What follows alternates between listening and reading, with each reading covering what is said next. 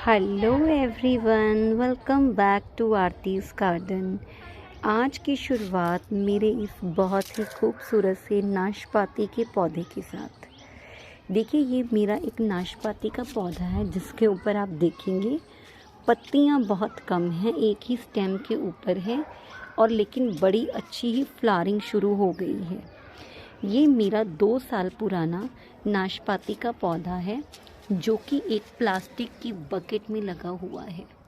ये देखिए, ये एक ग्राफ्टेड प्लांट है। सबसे पहले देखिए, मैं हमेशा अपनी हर फ्रूट प्लांट की वीडियो में एक ही बात कहती हूँ कि जब भी आप कोई फ्रूट प्लांट लें तो वो ग्राफ्टेड होना चाहिए। ये देखिए, इसका ग्राफ्टेड एरिया और इस प्लांट में तो ग्राफ्ट बहुत ही क्लियर नज़र आ रहा है। ग्राफ्ट का मतलब देखिए एक्चुअल में क्या होता है।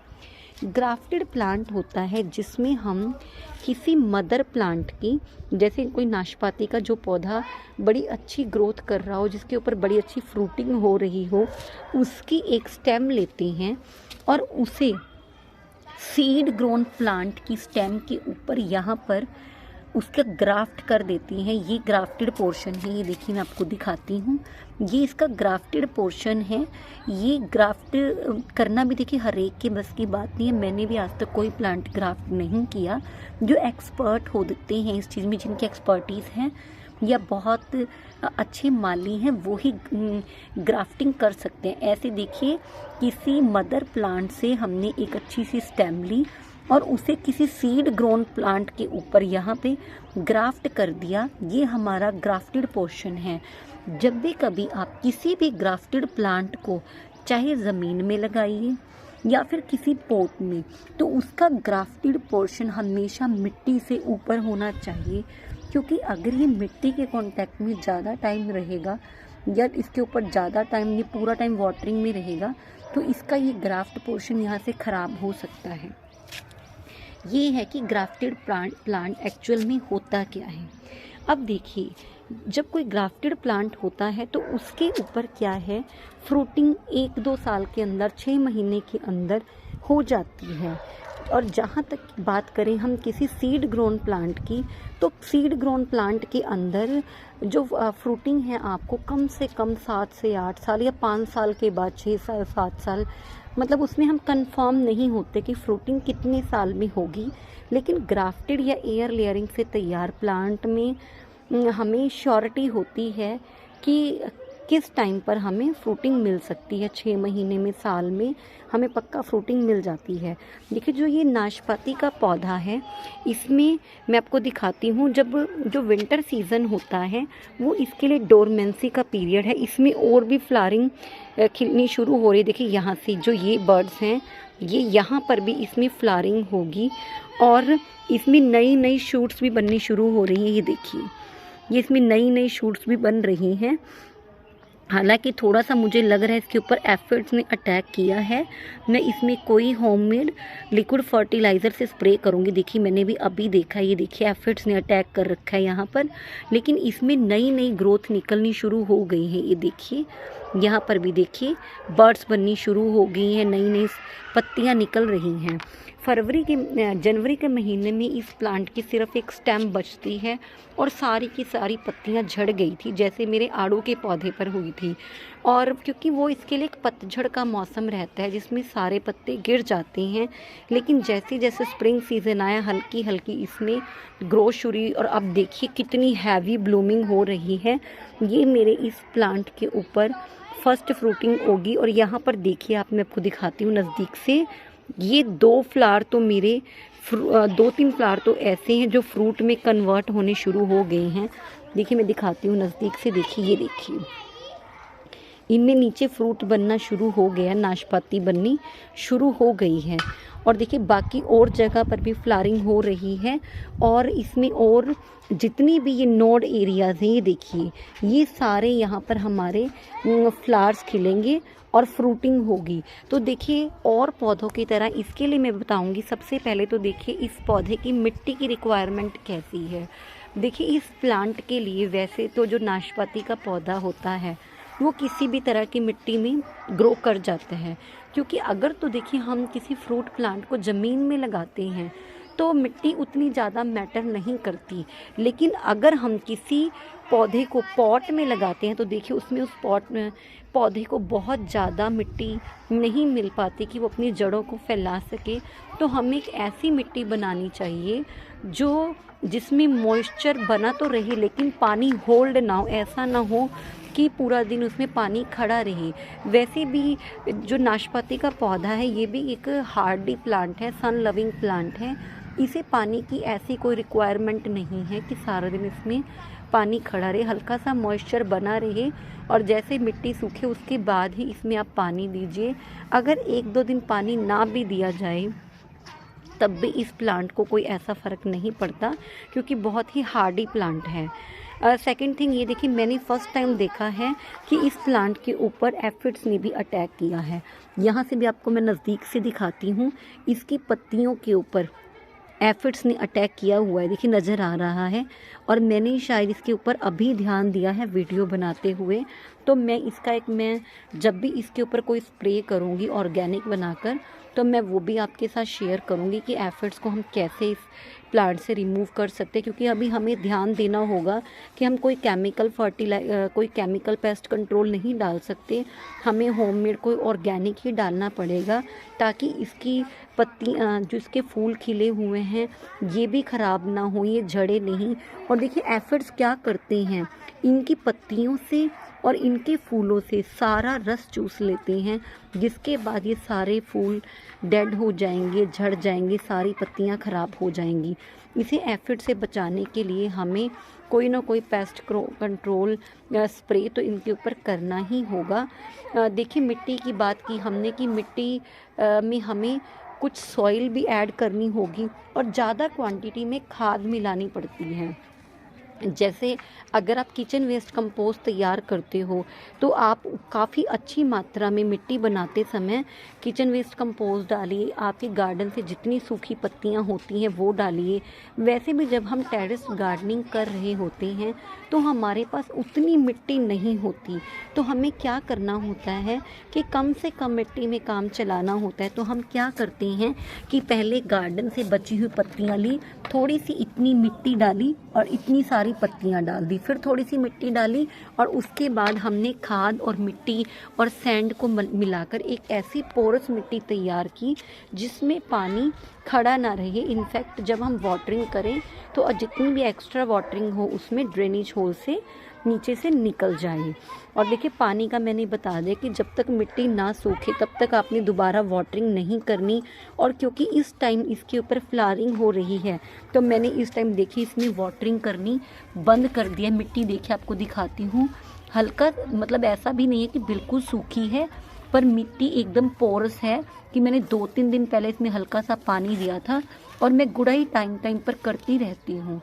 क्या होता है कि अगर हम अपने पौधों में गुड़ाई करते रहते हैं तो उससे हमारे पौधों की जड़ों को, और देखिए गुड़ाई भी मैं कितनी डीप कर देती हूँ, इतनी ज़्यादा डीप गुड़ाई करने से क्या होता है कि हमारे पौधों की जड़ों को ऑक्सीजन मिलती रहती है जिससे हमारा प्लांट ज़्यादा अच्छी ग्रोथ करता है।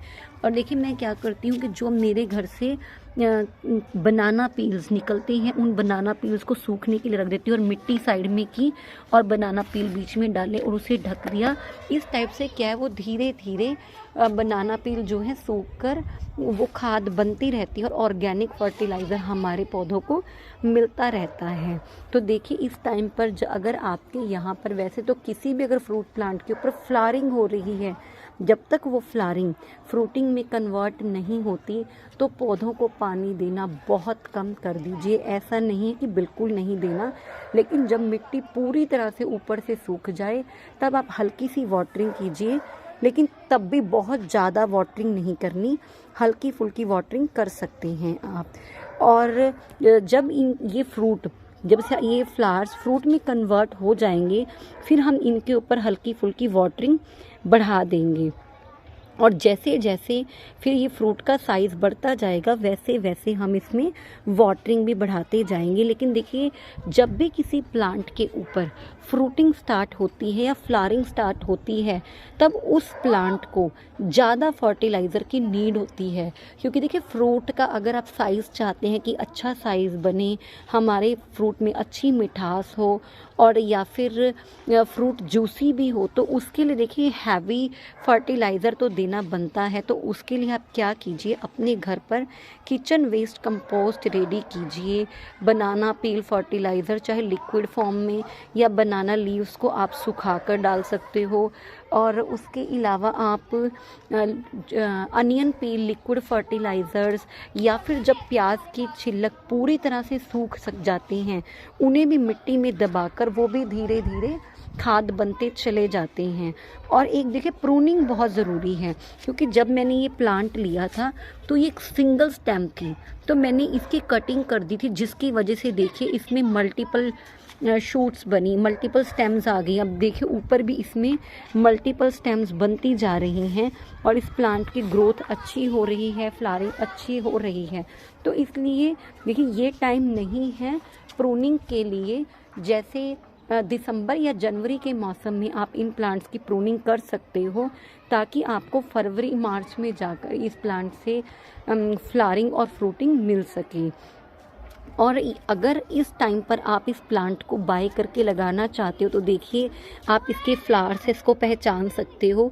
इसके ऊपर बहुत ही सुंदर वाइट कलर के फ्लावर आते हैं और इनकी मैं पत्तियां भी दिखाती हूँ आपको। देखिए, इनकी पत्तियां भी दिखने में कितनी खूबसूरत है कि जब इसके ऊपर फ्रूटिंग नहीं भी होती, तो फ्लावरिंग या फ्रूटिंग ना हो रही हो, तो इनकी लीफी जो ग्रोथ है, कलर है जो पत्तियों का, ये भी बहुत खूबसूरत है। इसकी पत्तियों की शेप भी देखिए कितनी सुंदर है और कलर भी बहुत सुंदर है। तो अपने गार्डन में ग्रीनरी बढ़ाने के लिए आप इन प्लांट्स को ज़रूर ऐड कीजिए और अपने घर पर ऑर्गेनिक फ्रूट्स लीजिए, ऑर्गेनिक गार्डनिंग कीजिए, चाहे वो आपके वेजिटेबल प्लांट्स हैं और या फिर फ्रूट प्लांट्स हैं या फ्लावर्स हैं। हर एक में आप ऑर्गेनिक फर्टिलाइज़र दीजिए और ज़्यादा से ज़्यादा फ्रूटिंग लीजिए। कुछ दिन में देखिए, धीरे धीरे, जैसे इधर वाले फ्लावर हैं, इनके ऊपर से पेटल्स यानी कि जो ये पत्तियां हैं फूल की, ये पेटल्स झड़ जाएंगी और पेटल झड़ने के बाद इसमें इस टाइप से फ्रूट बन जाएंगे। और हमारी कोशिश रहती है कि मैक्सिमम फ्लावर्स जो हैं फ्रूट में कन्वर्ट हों, और उसके लिए सबसे बड़ा उपाय यही है कि फ्लावरिंग के टाइम पे आप प्लांट में वाटरिंग बहुत कम कर दीजिए।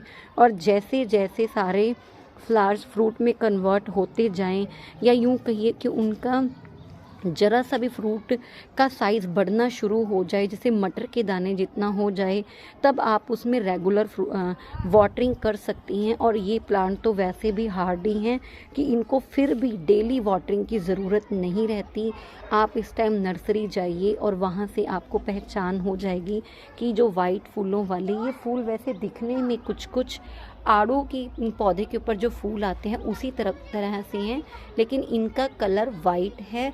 और आप इस टाइम पे इस प्लांट को लाकर बड़ी इजीली ग्रो कर सकते हो। इस स्प्रिंग सीज़न में भी किया जा सकता है, फरवरी मार्च और अप्रैल तक भी इसे आप लाकर लगा सकते हो, या फिर उसके बाद बारिश के मौसम में, रेनी सीज़न में, मॉनसून सीज़न में भी इन प्लांट्स को आप अपने गार्डन में ऐड कर सकते हो। अगर आपके घर में कहीं पर कच्ची ज़मीन है वहाँ पर लगाइए, अगर नहीं है तो फिर आप अपने टेरेस गार्डन में इन्हें पोट्स में भी लगा सकते हैं। और देखिए, पोट का साइज़ ज़्यादा नहीं तो कम से कम 18, 20, 24 इंच का तो होना ही चाहिए। ये बकेट भी मेरे 20 से 24 इंच की शायद होगी, जिसमें मैंने इसको लगाया हुआ है।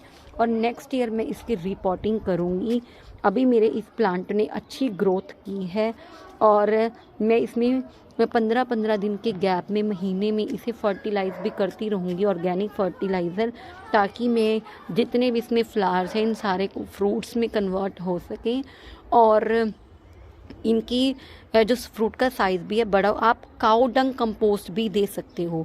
लेकिन देखिए, आप जब भी अपने फ्रूट प्लांट्स में या फिर वेजिटेबल्स में काऊ डंग कंपोस्ट देते हैं, गोबर की खाद देते हैं, तो वो गोबर की खाद पूरी तरह से सड़ी हुई होनी चाहिए या बहुत पुरानी होनी चाहिए।